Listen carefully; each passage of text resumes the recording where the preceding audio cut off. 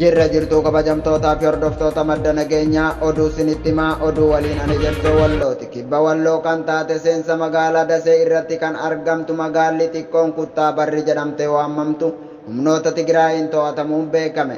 Lola gurguddaa guyyaa sadiif walitti aanee naannaa Daseetti geggeeffamaa jiruun guyyaa har'aa humnoonni Tigraay magaalaa Kuttaa Barri jedhamtu dhuunfatuun beekame. Naannoo Affaar keessatti kallattii aanaa baatee Coqortiitiin waraanni Abiyyi Ahmad osoo lola irraa baqatee gara Eelawwaa deemaa jiru Affaaronni marsuun dhukaasa itti banuun eegaa fixanii booda meeshaa guutuu irraa akka hiikkatan maddi keenya madda nageenyaaf hime. Namni odeeffannoo kana nuuf laate dhalata naannaa sanii yoo ta'u waraanni kun eegaa dhumee har'a guyyaan sadi yoo ta'u namni dhufee ilaales hin jiru reeffa lafa guutee ciisaa jira jedhe. Naannoon Amaaraa maqaa Abaa'oo Shanee fi manqaraasistummaa amantii jedhu godina Walloo Kamiseetti maxxansuun shiftoota isaa Liyyuu Haayilii fi faannoo uummata irratti bobbaasuun marii guddaarra akka jirantu beekame. Barruun suuraa armaan gadii kun gaaga'ama waajjira paartii Bilxiginnaa naannoo Amaaraa irratti kaabineen naannoo Amaaraa taasisedha. Gaaga'ama godhanii godina Walloo Kamise Abaa'oo Shanee fi manqaraasistummaa amantiitiin guutameera jedhanii waan moggaasaniif ammas xiyyeeffannoo godinichaa cabsuuf haala mijeeffataa jiru jedhame.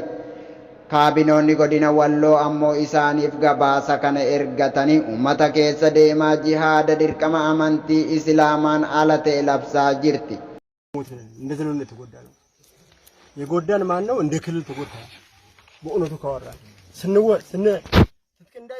Maqaa balleessi naannoo Amaaraa baase kana ordofee Hussein Abdii nama jedhamu kan kaleessa goota jedhamee faarfamaa ture. Har'a sababa oromummaa isaatiif Abaa'oo Shanee jedhamuun hidhannoo irraa hiikame afaan diinaa jalatti darbatamuun isaa dhaga'ame.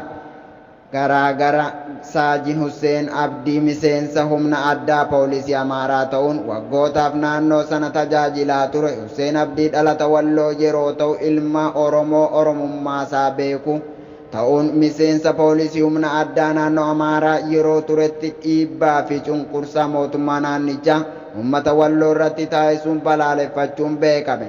Sababa oromummaasaatiin dhiibbaan hedduun irra qaqqabaa kan ture yoo ta'u isa dabalatee ijoolleen Walloo miseensota poolisii humna addaa Amaaraa ta'anii jiran danuun dhiibbaa sabummaa bu'uureffate keessaa akka darbaa fi jiraantu himama.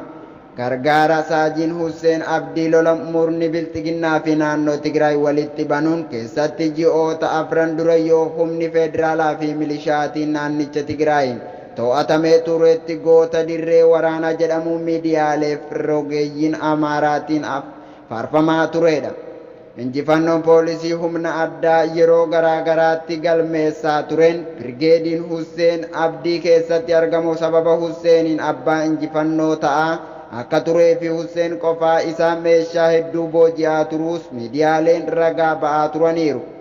Gootummaa nama kanaatiin kan raajame mootummaa federaalaa fi naannoo Amaaraa moggaasa maqaa Shawaan Gerdeeg jedhamu kennuu fi badhaasa maallaqaa fi meeshaatiin isa faarsaa turaniiru.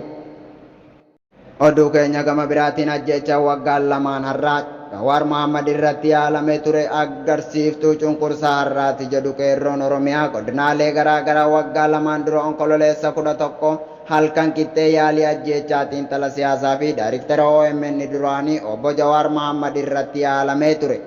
Birmannaa uummataa fi ciicoomina eegdota obbo Jawaar Mohammadiin fashalaa'uun isaanii yaaddatama.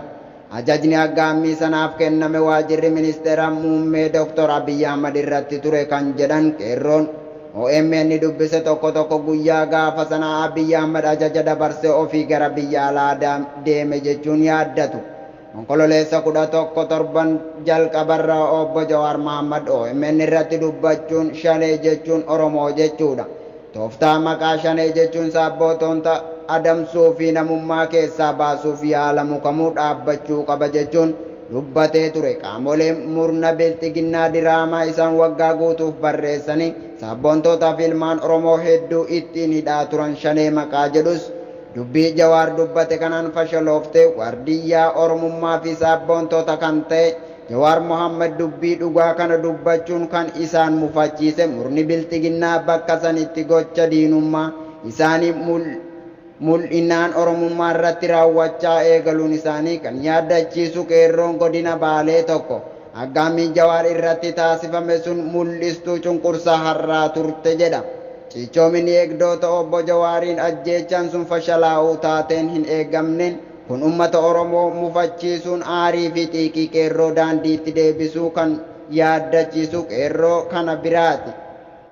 Gama oduu biyya alaatiin pirezidaantiin Turkii Ordogaan ambaasaadarota biyyoota 10 biyya isaanii lakkisanii akka bahan ajajni jiru akka Reuters gabaasetti ambaasaadaronni ari'aman dhimma keessa biyya Turkii keessa seenaniiru jechuun akka ariite beeksisti.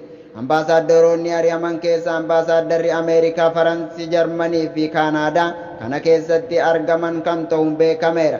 Ambaasaadaronni ari'ataman fonqolcha mootummaa bara 2016 yaalame fashalaa'e irratti nama hirmaannaa qabu jedhamuun shakkame dhimma isaa mana murtiitti ilaalamaa jiru akka lakkifamu yaaliin godhaniiru jechuun Turkiin himteerti. Egaa kabajamtootaa fi hordoftoota madda nageenyaa oduu biyya keessaa biyya alaa qindeessee kan simbiraan gahaa ture ani Ejersoo Wallooti gama ogummaa fi teeknikaatiin mu'ee callaan faana ture. Agawaan waliin turtaniif galatoomaa qophii madda nageenyaa hafan waliin turtii gaarii.